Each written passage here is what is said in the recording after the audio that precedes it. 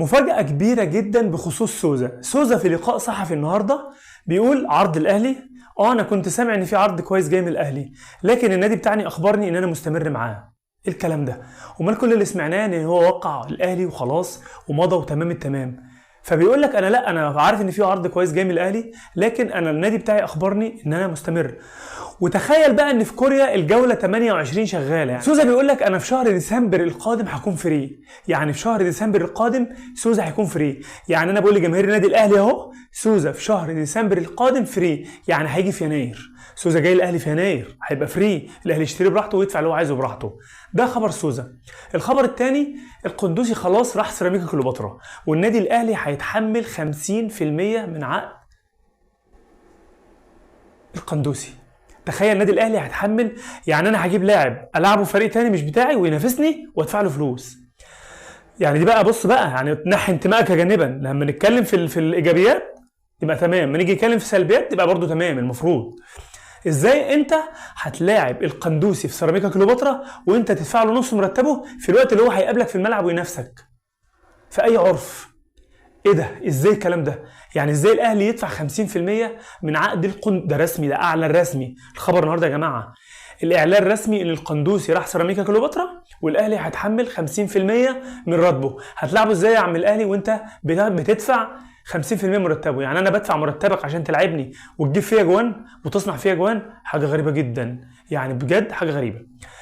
النادي الزمالك قعد مع زيزو النهارده، عمل جلسه مع زيزو وقال ان خلاص زيزو بنسبه كبيره جدا قبل اللي هو حسن موسى ما يتشال ويجي مكانه اللي هو عماد البناني. يعني عمل جلسه مع زيزو وقال لك تم حل مشكلته بنسبه 90% وخلاص زيزو قاعد في نادي الزمالك، زيزو مش ماشي. فاحنا نتمنى برضو ان نادي الزمالك يستقر. الحاجه اللي بعد كده، صبري رحيل اللاعب الكبير المحترم النهارده بيمضي لسنتين في الجونه. صبري رحيل بينتقل الى الجونه.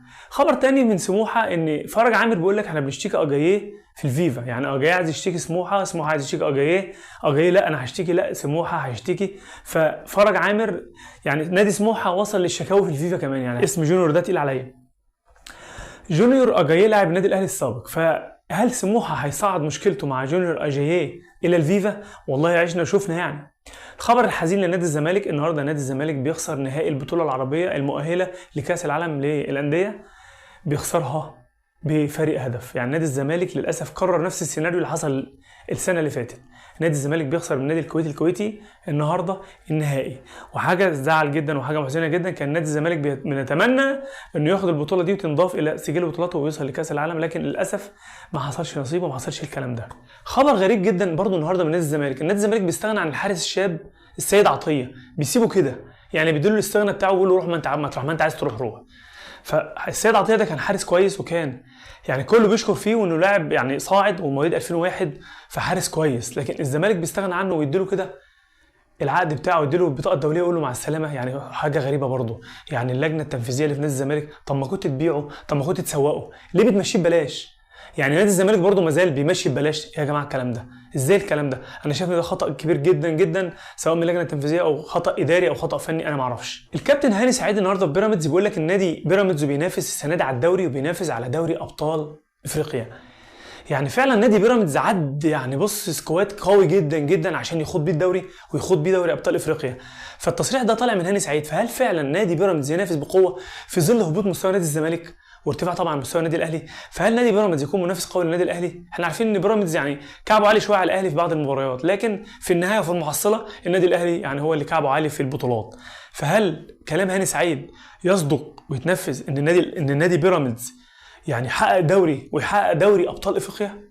الله اعلم، هنشوف القادم. نتمنى نشوف بطل للدوري جديد يا جماعه، يعني نتمنى نشوف بطل جديد للدوري. ما حصلتش من اسماعيلي من اواخر التسعينات، يعني ما حصلتش ان الاهلي او زمالك او اهلي باستمرار والزمالك كل مدى كده. لكن هل نشوف بطل دوري جديد في الدوري المصري؟ اتمنى، انا شخصيا اتمنى.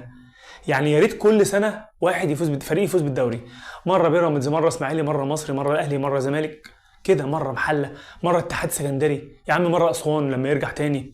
اتمنى. لكن الجاي هنشوف ايه اللي هيحصل. في نهايه الفيديو ما تنساش اللايك والشير وكومنت وسبسكرايب وتفعل زر الجرس عشان يوصلك كل الجديد.